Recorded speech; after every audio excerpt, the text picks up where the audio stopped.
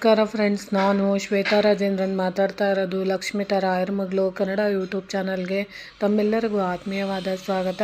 ಸ್ನೇಹಿತರೆ, ನಾನು ಇವತ್ತಿನ ದಿನ ಒಂದು ವಿಶೇಷವಾದ ಉಪಾಯನ ಹೇಳ್ಕೊಡ್ತಾ ಇದ್ದೀನಿ. ಖಂಡಿತವಾಗ್ಲೂ ನೀವು ಇದರ ಉಪಯೋಗನ ಮಾಡ್ಕೊಳ್ಳಿ. ಯಾವುದಾದ್ರೂ ಒಂದು ಪ್ರಮುಖವಾದ ಕೆಲಸಗಳಿಗೆ ಹೋಗ್ತಾ ಇದ್ದೀರಾ ಅಂತಂದರೆ ಆ ಕೆಲಸಗಳು ನಿಮಗೆ ಅತಿ ಶೀಘ್ರವಾಗಿ ಆಗಬೇಕು ಅಂತ ಬಯಸುವಂಥವ್ರು, ಒಂದು ಇಂಟರ್ವ್ಯೂಗೆ ಹೋಗ್ತಿದ್ದೀನಿ ಅಂತಂದರೆ ಅದರಲ್ಲಿ ಪಾಸ್ ಆಗೋವಂಥದ್ದು, ಅಥವಾ ಒಂದು ಲೋನ್ಗೆ ಅಪ್ಲೈ ಮಾಡ್ತಾ ಇದ್ದೀವಿ, ಆ ಲೋನು ನಮ್ಮ ಕಡೆಗೆ ಸ್ಯಾಂಕ್ಷನ್ ಆಗಬೇಕು ಅಂತ ಬಯಸುವಂಥವ್ರು, ಸ್ಪರ್ಧಾತ್ಮಕ ಪರೀಕ್ಷೆಗಳಲ್ಲಿ ನಾವು ಮಾಡ್ತಿರೋಂಥ ಪರೀಕ್ಷೆಗಳಲ್ಲಿ ಉತ್ತೀರ್ಣರಾಗಿ ಒಳ್ಳೆ ಅಂಕನ ಗಳಿಸ್ಬೇಕು ಅಂತ ಬಯಸುವಂಥವ್ರು, ಅಥವಾ ನೀವು ಇವತ್ತಿನ ದಿನ ಯಾವುದೋ ಒಂದು ಹೆಣ್ಣು ನೋಡೋ ಶಾಸ್ತ್ರಕ್ಕೆ ಹೋಗ್ತಾ ಇದ್ದೀರಾ, ಅಲ್ಲಿ ನಮಗೆ ಒಳ್ಳೆಯದಾಗಬೇಕು ಅಂತ ಬಯಸುವಂಥವ್ರು, ಅಥವಾ ಒಂದು ಗಂಡನ್ನು ನೋಡೋಕೆ ಹೋಗ್ತಾ ಇದ್ದೀರಾ, ಆ ಗಂಡು ನಮಗೆ ಸೆಟ್ ಆಗಬೇಕು ಅಂತ ಬಯಸುವಂಥವ್ರು, ಅಥವಾ ನಿಮಗೆ ಯಾವುದೋ ಒಂದು ಕೋರ್ಟು ಕಚೇರಿ ಕೆಲಸಗಳಿಗೆ ಹೋಗ್ತಾ ಇದ್ದೀರಾ, ಆ ಕೋರ್ಟು ಕಚೇರಿ ಕೆಲಸಗಳಲ್ಲಿ ನಮಗೆ ಯಶಸ್ಸು ಆಗಬೇಕು ಅಂತ ಬಯಸುವಂಥವ್ರು.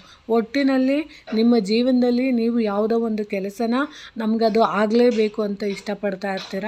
ಅಂಥ ಕೆಲಸಗಳು ಅತಿ ಶೀಘ್ರವಾಗಿ ನಮಗೆ ಆಗಬೇಕು, ನಾವು ಇವತ್ತಿನ ದಿನ ಹೋಗಿರೋ ಅಂಥ ಕೆಲಸಗಳು ನಮಗೆ ಪರಿಪೂರ್ಣವಾಗಿ ಯಶಸ್ಸು ಮತ್ತು ನಮಗೆ ಲಾಭನ ತಂದುಕೊಡ್ಬೇಕು ಅಂತ ಬಯಸುವಂಥವ್ರು ಪ್ರತಿಯೊಬ್ಬರು ಕೂಡ ಇದೊಂದು ತಂತ್ರನ ನೀವು ಮಾಡ್ಕೊಬೇಕಾಗುತ್ತೆ. ಅದಕ್ಕೆ ನೀವು ಏನು ಮಾಡಬೇಕು ಅಂದರೆ, ಯಾವುದಾದ್ರೂ ಒಂದು ಒಳ್ಳೆ ಕೆಲಸಕ್ಕೆ ಹೋಗೋದಕ್ಕಿಂತ ಮುಂಚೆ ನಿಮ್ಮ ಮನೆಯ ದೇವರ ಮುಂದೆ ನಿಂತ್ಕೊಂಡು ಒಂದು ಸ್ಪೂನ್ ಸಕ್ಕರೆನ ಅಥವಾ ಒಂದು ಚಿಟಿಕೆಯಷ್ಟು ಸಕ್ಕರೆನ ನೀವು ತಗೊಂಡು ನಾನು ಹೇಳೋವಂಥ ಈ ಬೀಜಾಕ್ಷರಿ ಮಂತ್ರನ ನೀವು ಹೇಳಿ, ಆ ಸಕ್ಕರೆನ ಸ್ವಲ್ಪ ನೀವು ತಲೆ ಮೇಲೆ ಮತ್ತು ಮೈ ಮೇಲೆ ಚುಮುಕಿಸಿಕೊಂಡು ನೀವು ಹೋಗೋದ್ರಿಂದ ಖಂಡಿತವಾಗ್ಲೂ ನೀವು ಮಾಡೋವಂಥ ಪ್ರತಿಯೊಂದು ಕೆಲಸಗಳಲ್ಲೂ ಸಕ್ಸಸ್ನ ಕಾಣ್ಬೋದು. ಆ ಮಂತ್ರ ಬಂದು ಈ ರೀತಿ ಇದೆ ನೋಡಿ: ಕ್ರೀಂ ಕಾಳಿಕಾಯ ನಮಂ ವಶ್ಯಂ ಕುರು ಸ್ವಾಹ ಅಂತ ನೀವು ಹೇಳ್ಕೊಂಡಿದ್ದೆ ಆದರೆ ಖಂಡಿತವಾಗ್ಲೂ ಕಾಳಿಕಾ ದುರ್ಗಾ ಪರಮೇಶ್ವರಿನ ನೀವು ನೆನೆಸ್ಕೊಂಡು ಇದೊಂದು ಸಕ್ಕರೆನ ನೀವು ತಲೆ ಮೇಲೆ ಮೈ ಮೇಲೆ ಚುಮುಕಿಸ್ಕೊಂಡು ಹೋಗೋದ್ರಿಂದ ಖಂಡಿತವಾಗ್ಲೂ ನಿಮ್ಮೆಲ್ಲ ಕಾರ್ಯಗಳು ಯಶಸ್ವಿ ಆಗ್ತವೆ. ಮತ್ತೊಮ್ಮೆ ಹೇಳ್ತೀನಿ ನೋಡಿ ಆ ಮಂತ್ರನ: ಕ್ರೀಂ ಕಾಳಿಕಾಯ ನಮಂ ವಶ್ಯಂ ಕುರು ಸ್ವಾಹ ಅನ್ನೋ ಮಂತ್ರನ ನೀವು ಹೇಳ್ಕೊಬೇಕಾಗುತ್ತೆ.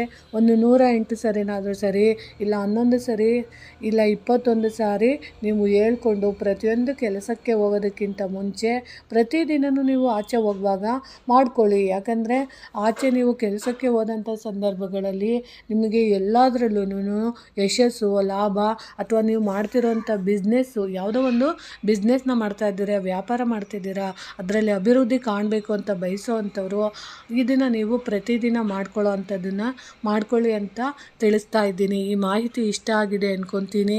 ಪ್ರೀತಿಯ ಧನ್ಯವಾದಗಳು ಸ್ನೇಹಿತರೆ.